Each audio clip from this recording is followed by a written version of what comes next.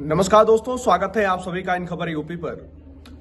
लोकसभा चुनाव को देखते हुए सपा और कांग्रेस के बीच जिस तरीके से गठबंधन की बात बन गई है, उसके बाद सवाल एक उठ रहा है कि स्वामी प्रसाद मौर्य और पल्लवी पटेल का क्या होगा।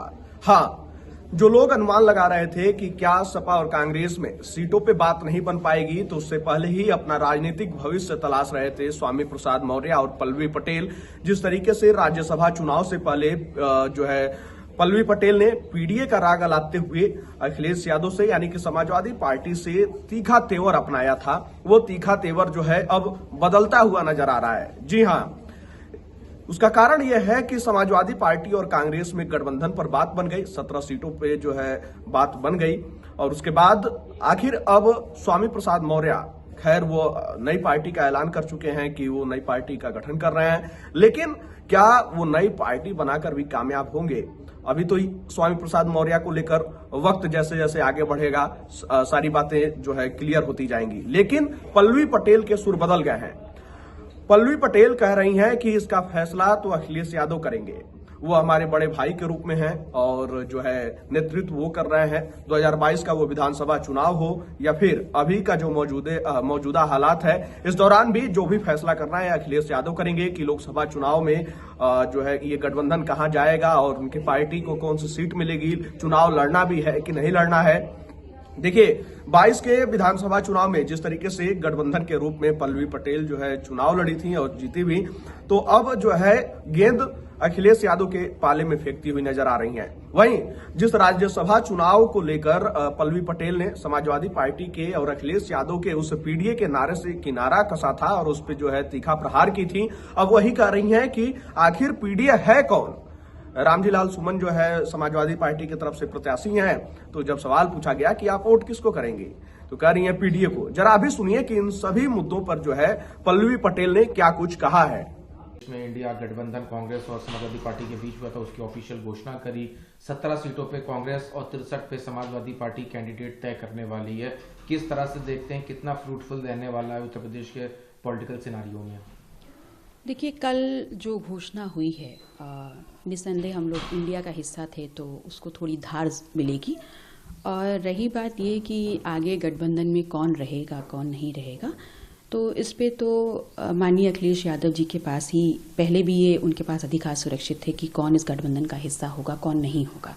और अभी भी मेरा ये मानना है कि अभी भी उन्हीं के पास ये अधिकार सुरक्षित हैं कि कौन आगे इसमें और एड ऑन होगा। क्या लगता है कितना इम्पोर्टेंट रहने वाला है ये अलायंस क्या, और क्या ये अलायंस बीजेपी से टक्कर ले पाएगा? क्योंकि भारतीय जनता पार्टी का अभी से संदेह सीटें आ रही हैं।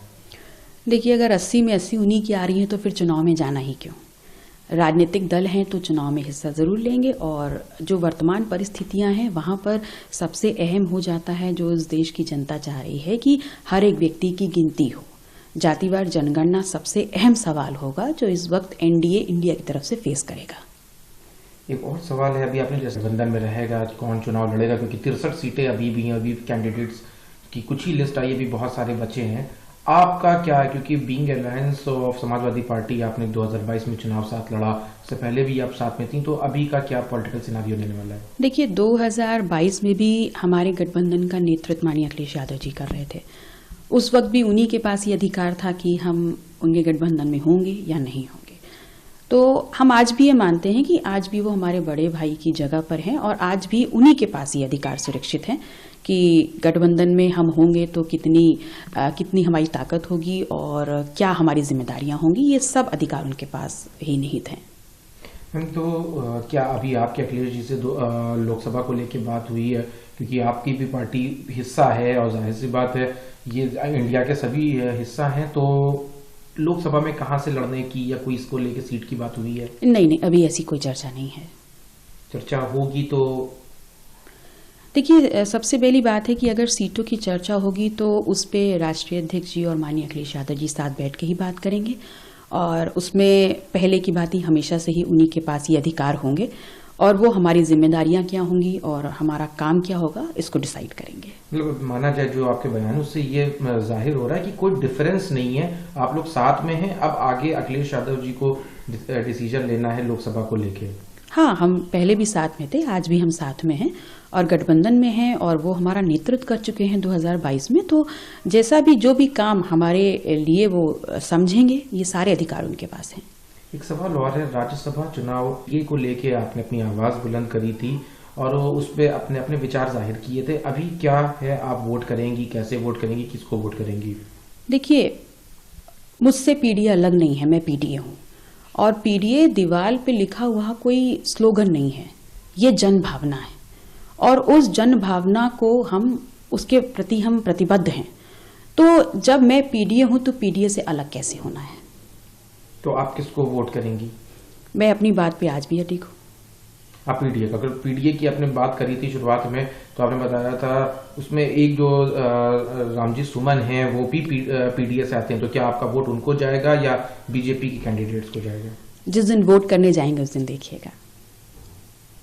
वोट का अभी नहीं कि मतलब आप पीडीए कह रही हैं और साथ में भी हैं, तो एक बार नहीं, इस पे क्या क्लैरिटी चाहिए? मैं पहले ही कह रही हूँ कि मैं पीडीए हूँ और पीडीए के प्रति प्रतिबद्ध हूँ और उसी के साथ रहूंगी। तो सुना आपने कि पल्लवी पटेल ने क्या कुछ कहा है और किस तरीके से जो है गेंद को अखिलेश यादव के पाले में फेंकती हुई नजर आ रही हैं कि अखिलेश यादव जो फैसला लेंगे उसी बात पर कायम रहा जाएगा और उसी बात को माना जाएगा। खैर, अब देखना होगा कि अखिलेश यादव पल्लवी पटेल को सीट देते हैं या नहीं देते हैं और राज्यसभा का जो चुनाव होना है एक सीट के लिए, उसमें पल्लवी पटेल अपना मत किधर देती हैं। देखिए, क्योंकि राज्यसभा चुनाव के लिए जो है अभी से सियासी गणित बिछाने शुरू हो गए हैं। समाजवादी पार्टी अपने तरीके से लगी हुई है और बीजेपी भी अपने तरीके से लगी हुई है। बीजेपी को उधर 8 विधायकों की जरूरत है, समाजवादी पार्टी को एक विधायक की जरूरत है। तो दोनों पार्टियां अपने अपनी तरीके से जुटी हुई हैं, लेकिन देखना होगा कि राज्यसभा के चुनाव में पल्लवी पटेल किधर का रुख अपनाती हैं और अखिलेश यादव फिर पल्लवी पटेल को लेकर कौन सा रुख अपनाते हैं। खैर, इस जानकारी में इतना ही। उत्तर प्रदेश से जुड़े तमाम खबर को देखने के लिए आप सब जुड़े रहें खबर यूपी के साथ। धन्यवाद।